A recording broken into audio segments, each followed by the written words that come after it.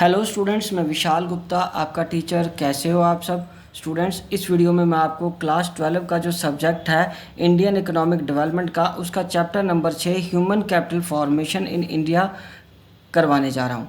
सबसे पहले हम डिस्कस करेंगे ह्यूमन रिसोर्स क्या होता है। Students, human resource refers to the ability of a human being to contribute to the process of value addition in the economy. किसी एक व्यक्ति की काबिलियत, कितनी उसमें योग्यता है, ठीक है, कंट्रीब्यूट करने की इकोनॉमी में, ठीक, उस प्रोसेस को हम क्या बोलेंगे, ह्यूमन रिसोर्स। ठीक है, वो अपनी योग्यता, अपनी क्षमता, अपनी कैपेबिलिटी के हिसाब से कितना कंट्रीब्यूट कर सकता है इन the process of value addition in the economy. ठीक है जी, वो कितना वैल्यूडेशन इकोनॉमी में क्या कंट्रीब्यूट कर सकता है, किस तरीके से कर सकता है। किसान है तो वो क्या कर सकता है, टीचर है तो क्या कर सकता है, वर्कर है तो क्या कर सकता है। हर व्यक्ति अपने आप में एक योग्यता रखता है और वो इकोनॉमी में किसी ना किसी रूप में कंट्रीब्यूट करता है। ठीक है बच्चों, चलिए अब हम आगे डिस्कस करते हैं human capital formation. Guys, human capital formation क्या होता है? It refers to the stock of skill and expertise of a nation at a point of time. किसी एक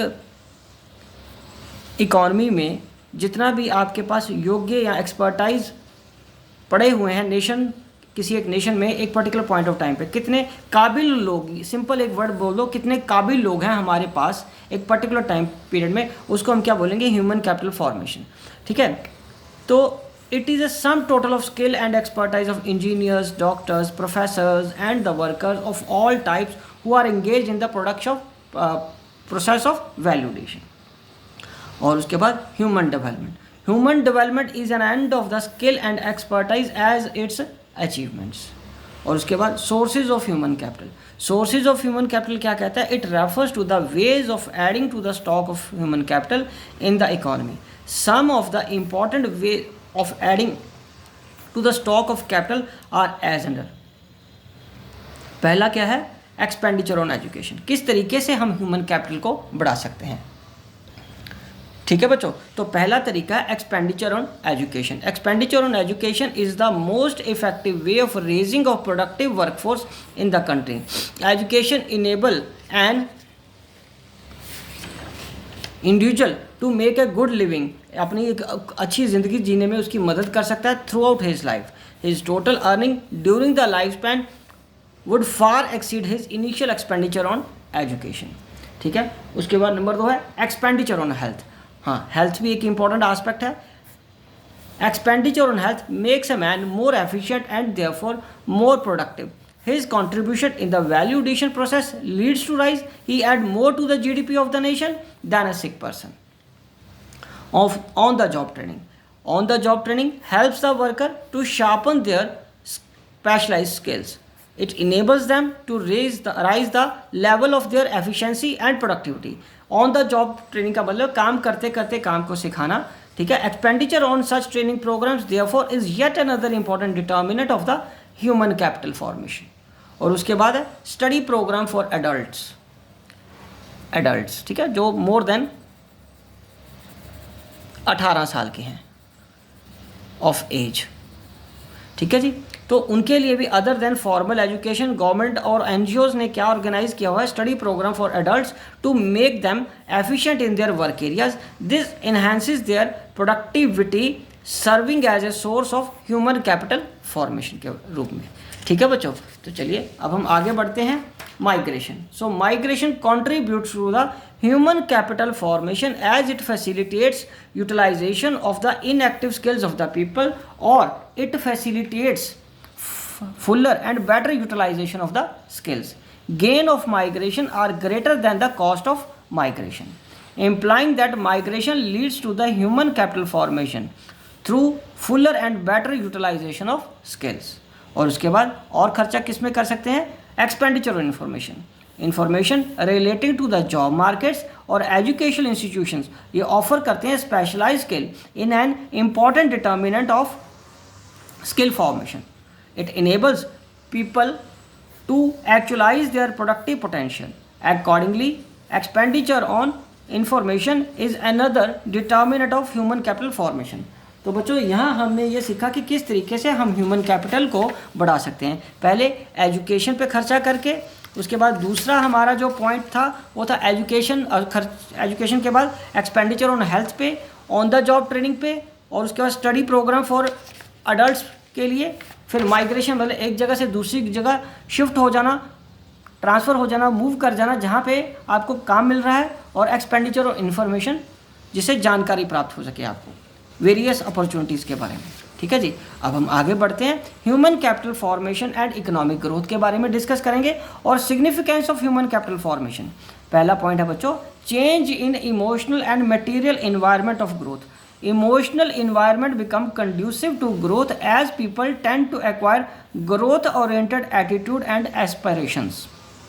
ठीक है जी, इमोशनल और उसका जो इन्वायरमेंट है वो भी चेंज होता है, और मटेरियल इन्वायरमेंट भी चेंज होता है। और मटेरियल इन्वायरमेंट कैसे चेंज होता है? It becomes helpful to the growth of the society, now possesses higher number of skilled and trained workers. ठीक है, and to implement the plans and programmes of the economic growth. और उसके बाद higher productivity of physical capital. Human capital formation increases productivity of the physical capital. Human capital formation give birth to the innovative skills which lead to the innovation, invention and technical improvements, the undercurrent of the growth and development, जो कि undercurrent है higher education, higher productivity growth के लिए, growth and development के लिए higher productivity का होना बहुत ज़रूरी है। सो ह्यूमन कैपिटल फॉर्मेशन से क्या होता है, उसके क्या इंपॉर्टेंस है? पहला है हमारे इमोशनल और इमटेरियल इन्वायरमेंट चेंज होता है और वो उसमें ग्रोथ आती है। दूसरा, प्रोडक्टिविटी ऑफ फिजिकल कैपिटल बढ़ती है। फिजिकल कैपिटल मतलब आपकी एसेट्स, फिजिकल एसेट्स, गाड़ी है, मशीनरी है, वो आप कैसे उसको अच्छे तरीके से यूज़ कर पाओगे जब आपके पास स्किल्ड मैन पावर है। ठीक है बच्चों, चलिए अब आगे है higher rate of participation and equity. Higher rate of participation and equity by enhancing productive capacity of the labor force, human capital formation induces greater employment. This increases the rate of participation. Higher rate of participation, greater is the degree of economic and social equality in the society. Naturally जब बंदा equipped होगा, अपनी training से, अपनी skill से वो काम करने की क्षमता, काबिलियत रखता है, तो उसका पार्टिसिपेशन लेवल भी बढ़ेगा और वो समानता भी आएगी इकॉनमी में, क्योंकि now he is earning well like others. अब वो बहाने बना के छुट्टियां करने की नहीं सोचेगा। अब हम आगे डिस्कस करते हैं प्रॉब्लम्स फेसिंग ह्यूमन कैपिटल। हमें ह्यूमन कैपिटल से रिलेटेड क्या प्रॉब्लम्स फेस करनी पड़ती है human capital formation in India. ठीक है जी, क्या प्रॉब्लम फेस करनी पड़ती है ह्यूमन कैपिटल फॉर्मेशन के लिए इंडिया में? सबसे पहले rising population adversely affect the quality of human capital. This is because it reduces per head availability of the existing facilities relating to housing, sanitation, hospitals, education, power supply etc. ठीक है बच्चों, तो ये सारी चीज़ों की फिर दिक्कत आ जाती है। reduced availability of these facilities lead to fall in the quality of life. Population बढ़ती जा रही है, ये हमारे लिए बहुत बड़ी समस्या है। ब्रेन ड्रेन, ब्रेन ड्रेन को सिंपल समझने के लिए हम कह सकते हैं कि it is migration of persons to the developed countries is a serious threat to the process of human capital formation in the country. Those who decided to migrate are persons of high caliber such as scientists, engineers, etc. This is described as the problem of brain drain.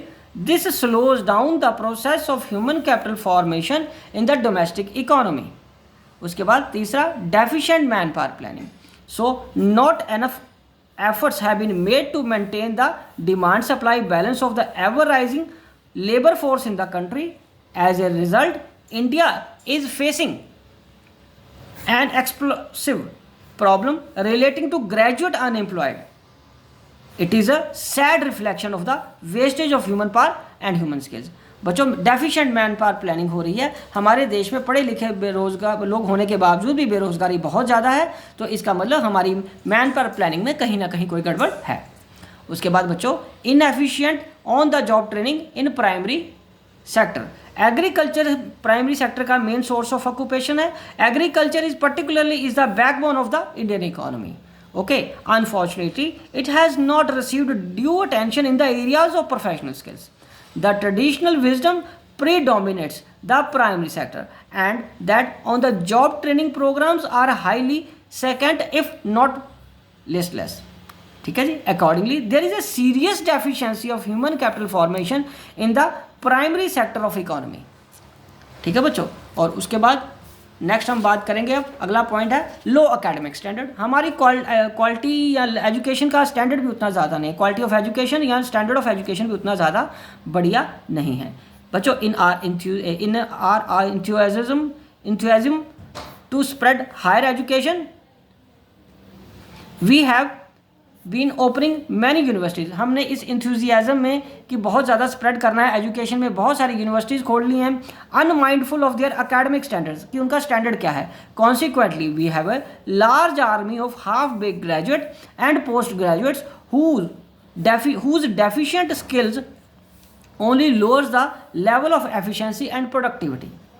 This is also impairs our competitiveness in the international market of human capital। ठीक है बच्चों, उसके बाद education as an essential element of human resource development. Education एक बहुत important element है human resource development का। So education is the essential element of human resource development. Education implies the process of teaching, training and learning. It improves knowledge and develops skills. Education is the undercurrent of economic and social change. However, compared to the other countries of the world, spread of education in India has not been so encouraging. Even literacy rate in the country continues to be very low। ठीक है बच्चों, चलिए अब हम आगे बढ़ते हैं। Importance and objective of education. तो सबसे पहले इम्पोर्टेंस या ऑब्जेक्टिव क्या है। Education provides produces responsible citizens. It develops science and technology, no doubt. It facilitates use of natural and human resources of all regions of the country. It expands mental horizon of the people. It develops human personality। अगला point है बच्चों, क्यों ज़रूरत है government को intervene करने के लिए education as well as health sector में। हम सिर्फ एजुकेशन सेक्टर की बात कर रहे हैं, नो डाउट, बट हेल्थ का सेक्टर भी उतना ही इम्पॉर्टेंट है, क्योंकि जितना महंगा हमारे देश में एजुकेशन है गरीब लोगों के लिए या इवन मिडिल क्लास फैमिलीज़ के लिए, उतना ही मुश्किल हेल्थ को अफोर्ड करना। एक अच्छी हेल्थ को अफोर्ड करने का मतलब कि अगर आप बीमार पड़ जाते हो कि क्या आपके पास इतने रिसोर्सेज हैं कि आप अच्छा इलाज करवा सको, तो दोनों हमारे देश में कॉस्टली काम है। तो these sectors need huge investment. उसका पहला है कि इन सेक्टर्स में बहुत ज़्यादा इन्वेस्टमेंट चाहिए। बड़े बड़े स्कूल, बड़ी बड़ी यूनिवर्सिटीज़, बड़े बड़े हॉस्पिटल, इक्विप्ड हॉस्पिटल जिसमें बहुत बढ़िया मशीनरी इक्विपमेंट्स हों ताकि मरीज़ों का इलाज अच्छे से और तरीके से और जल्दी और टाइमली हो सके, बहुत कॉस्टली है, इन्वेस्टमेंट बहुत चाहिए होती है। So it is difficult to expect private investors to invest in health and education unless they are allowed to recover their huge costs through high price of their services। तो जब तक कि private entrepreneurs को, private investors को जो कि health या education में इन्वेस्ट करना चाहते हैं, हम उनको उनकी ह्यूज कॉस्ट रिकवर नहीं करने देंगे उनकी सर्विसेज के लिए, तो वो पैसा इन्वेस्ट नहीं करेंगे। और दूसरी तरफ हमारे देश के लोग गरीब हैं, वो इतना महंगा इलाज या इतनी महंगी एजुकेशन नहीं अफोर्ड कर सकते, इसलिए गवर्नमेंट को मध्यस्थता करनी पड़ती है, बीच में आना पड़ता है, इंटरवीन करना पड़ता है to ensure that these services provide standard of services at reasonable rates. When basic education and health care is considered as rights of citizen, the government needs to make provisions for free of cost education and health services at least for the backward sections of the society. ठीक है जी, कम से कम backward section of society के लिए उनको सस्ते दामों पे या फ्री करना पड़ेगा। एजुकेशन हमारे देश में अभी भी एक चैलेंजिंग प्रोपोजिशन है। उसका कारण क्या है, अभी भी बहुत सारे लोग इलिटरेट हैं, अशिक्षित हैं। India harbours the largest number of illiterates in the world. Presently nearly 36 crore people are estimated to be illiterate and the number exceeds even the total population of most countries in the world। ये जो संख्या है, जितने हमारे यहाँ पे अनपढ़ लोग हैं उतने तो दूसरे देशों की जनसंख्या होती है, और इतने लोग हमारे पास अनपढ़ हैं या यूँ कह लीजिए कि एजुकेशन नहीं है उनके पास, उनको पढ़ने लिखने का मौका नहीं मिल पाया। Inadequate vocationalisation. Education continues to be largely degree oriented. Education degree oriented है, throwing millions of the educated youths down to the corridors of employment exchanges vocationalisation of education अभी भी एक फार कराई है, वोकेशनलाइजेशन नहीं है, जो काम आप करना चाहते हो वैसी पढ़ाई नहीं है और जैसी पढ़ाई है वो काम नहीं आपको मिलता। As a result the rate of unemployment among the educated youth is trending up. और gender wise there is still a significant gender bias in offering opportunities of the education to male and female children. It's important to promote education among women to improve their economic independence and social status. अभी भी gender बाइस का पक्षपात होता है, औरतों को, लड़कियों को उतना पढ़ने लिखने का मौका नहीं दिया जाता और इसलिए उनका इकोनॉमिक इंडिपेंडेंस या सोशल स्टेटस इतना ज़्यादा भी इम्प्रूव्ड नहीं है। Low rural access level. There is a high degree of disparity in access to education. The access level is considerably low for the rural population compared to the urban population. Privatization. There is a growing trend towards privatization of education. Being very expensive, private education has tended to widen the gulf या gap between access level for the rich and the poor. There is almost a drought of educational opportunities in the poorer section of the society. अभी भी privatisation हो जाने के बावजूद या privatisation की वजह से जो महंगा हो गया है पढ़ाई, तो अभी भी गैप बहुत ज़्यादा है रिच और पुअर में, जो कि पुअर पीपल उसको अफोर्ड नहीं कर पाते और उनको वो अपॉर्चुनिटीज़ नहीं मिल पाती आगे आने की। लो गवर्नमेंट एक्सपेंडिचर ऑन एजुकेशन। सरकार अभी तक फेल हुई है कमिटमेंट पूरी करने के लिए कि वो 6% तक जीडीपी का एजुकेशन पे खर्च करेंगे। Actual expenditure has been around 4 to 5% only.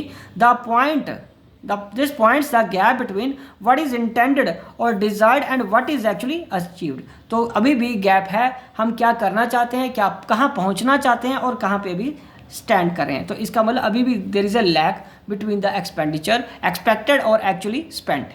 5 या 4% स्पेंड हो रहा है और एक्सपेक्टेड था 6%। ठीक है बच्चों, तो ये खर्चा भी सरकार को बढ़ाना पड़ेगा। ओके जी, तो ये प्रॉब्लम्स के साथ ये टॉपिक भी कंप्लीट हो गया, ये चैप्टर भी कंप्लीट होता है और आई होप कि आपको अच्छे से ये समझ आ गया होगा। आप इसी तरह मेरे चैनल को सब्सक्राइब करके वीडियोस देखते रहिए और अपना कोर्स कंप्लीट करते रहिए। Wishing you good luck.